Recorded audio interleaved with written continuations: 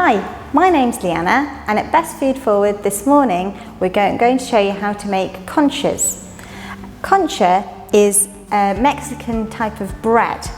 It's a sweet bread with a sweet, almost like biscuit topping. So I'm going to start off by making my dough. It is a yeasted, but what we call a yeasted enriched bread dough. So what I'm going to start with is by adding 250 grams of plain flour to my large bowl. So that goes into there. You can use bread flour, but because this is a enriched dough, it's got more of a cake quality. So it sits somewhere between a bread and a cake. It's kind of in the middle. So I've got my flour in there, and then I'm going to add to that a little bit of sugar. So I need 30 grams of sugar, adding into there. You don't want too much sugar because you're going to make the yeast work too hard, and it won't rise as well as it could do. Because it's an enriched dough, I'm also going to add 40 grams of butter into there as well. And then finally, to add a bit more flavour, I'm going to add just 3 grams of salt. So salt not only adds flavour, but it will also help strengthen my gluten in my flour, which is the protein to make the structure. So the first thing we're going to do is, once I've got these ingredients in, I'm just going to break up my butter slightly to evenly distribute it through the dough. I don't need to worry too much about this. I'm using a dough scraper to cut it into pieces, but you could just use a table knife. It doesn't really matter. Then I'm just going to get my fingers in and just very roughly squash the butter, so rub the butter into my flour, just so it's a little bit more evenly distributed. Once I've done that, I can just gently mix in the salt and the sugar, mix that all together, and then I can start adding my other ingredients. So the next thing I'm going to add in is I'm going to add in some yeast. Now I'm using some fresh yeast today, which means that I've put it in about 100 millilitres of water to activate it. If you're just using normal dried fast action yeast, you can put it straight in the bowl and you don't have to worry about adding it to water. It won't make any difference to the flavour, it's just the type of yeast you're using. So with my yeast, I'm just going to give it a mix, and then I'm going to put that straight into my flour mixture. Then along with that, I'm going to add in some milk and an egg. I need 100 millilitres of milk, and I'm going to add in my egg into my jug. There are a number of ways you can crack eggs. One of the ways I prefer is to hold it over in my hand like that, and one swift, sharp movement with either dough scraper or the back of a table knife, not a sharp knife. You can crack it on the surface, you can crack it on the side. I've seen a lot of people drop it on the floor, and a lot of people knock their jugs over. So then I'm going to put my egg into my milk, and again just give it a little mix around. I don't need to beat it. I'm just generally breaking up the egg yolk into the milk. I don't need to worry too much about it. Then I'm going to start adding my milk and my egg into my bread dough to start making a soft dough. So it will be quite sticky. That's absolutely fine, and it will make a nice dough. You might not need all of your milk and all of your egg, so don't worry about it. If you find it comes together like this, that's about right. It depends on how big your egg is. So if I'm using a large egg, so I've got quite a bit more egg than I need there. So it comes to this sticky dough mixture. That's perfect.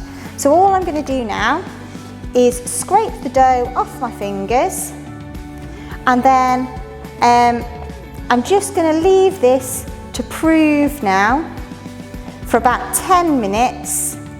Then I'm going to knead the dough by doing a fold knead, which I'll show you in a minute, and then I'll leave it to rise again after that. I'm just allowing my dough to prove so that my water and my milk can start to soak in. Whilst I'm letting that soak in, I'm going to start by making the topping. So in here I've just got 30 grams of butter, and I'm going to add to that some plain flour again. Again, just 30 grams of plain flour. That goes into there. And then I've also got 30 grams of sugar.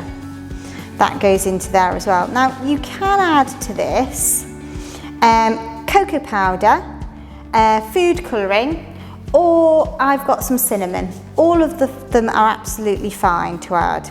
So I'm going to add just about 2 teaspoons of cinnamon into there, and it will give a really nice flavour on the topping. So those are my ingredients, and all I'm going to do is try and make it into a paste. So I'm going to start off by just mixing my butter with my other ingredients with my fingers to begin with. It's a bit like making biscuit mixture or cookie mixture. So I'm just going to rub the fat into the flour, and eventually it will start to come together as what looks like a shortbread dough. Now what you might find that if it really isn't coming together, you can add a teaspoon of milk. But if you just use your hands and move it round, you should end up with this sort of sticky dough, which will be good for the topping. So once I've got it just about like this, so it's almost like a very sweet shortbread is what I've made here. So I've got this nice sticky mixture. So once I've got that, all I'm going to do then is I've got a piece of greaseproof paper, or you could use a piece of cling film, and you just need to put your mixture in between 2 pieces. The reason for this is because it's quite sticky. If I try and roll it out just with the rolling pin, it will just stick straight to the rolling pin, and it would be a sticky mess. So what I'm going to do is just roll it out between the 2 pieces, and I want to get it quite thin. So about 3 to 5 millimeters thick. So that's about right. Don't worry about the shape or the size or anything like that, because what I'm going to do with it now is I'm just going to put it in the fridge to firm it up, to make it easier. So whilst that's firming, the next thing I'm going to do is I'm going to knead my dough. My dough is now rested, and I'm just going to knead it. I'm going to use the pull and fold method. So the easiest way to do this, so I've got a dough scraper that I can use if it's quite sticky, but all I'm going to do is get one side of the dough and fold it in. So pull and fold, pull and fold. And you want to do this approximately 10 times, but nobody's going to tell you off if you do it 11 or 9. It doesn't make any difference. So just about 10 folds. Don't worry if the dough is still sticky. It is quite a sticky dough because it is enriched. So once I've got it like that, I'm then going to put it to one side, and I'm going to leave this to rise for about 20 minutes. I'm going to do the same thing again in 20 minutes time, then I'm going to leave it to rise for a further hour. And then once I've done that, I'll shape it and I'll top it, and I'll show you how to do that. I've left my dough to rise, and I'm just going to shape it now and put my toppings on. So just take my dough out of my bowl, and it should be nicely risen, so it should have come up a little bit, have a nice prove on it. And all I'm going to do is chop it into probably approximately 6 equal pieces. You can go bigger, you can go smaller, it doesn't really matter. I suppose if we're on Bake Off, we'd measure them, but you can do that if you'd rather, but as long as they're approximately the same size, that's fine. Obviously they have to be approximately the same size for a couple of reasons, mainly because of cooking time. You want them all around about uniform so that whoever's eating them obviously doesn't get a massive one or a tiny one, but as well as that you want them so that they cook evenly. So once I've got my 6 pieces, what I'm going to do then is just shape them. Now there are a number of ways to shape bread dough, but what I'm going to do is just fold the outside into the centre, and this is just about building a little bit of a tension on the dough. Then once I've got that, I can then use my hands to roll between my palms just to build that tension in the top of the dough to get a nice smooth top, and then to pop onto my baking tray. Don't worry if the dough is quite sticky, it doesn't really matter. It will give you a nice flavour. What you can do if it's too sticky, you can put a little bit of flour down, but just be really wary of doing that because it can make the dough a bit dry if you put too much on. So once I've shaped all my dough pieces, what I'm going to do then, I've taken my topping out of the fridge, and I've just got a cookie cutter. You don't have to use a cookie cutter. You could just use cut a circle yourself, or it does it just to put on the top.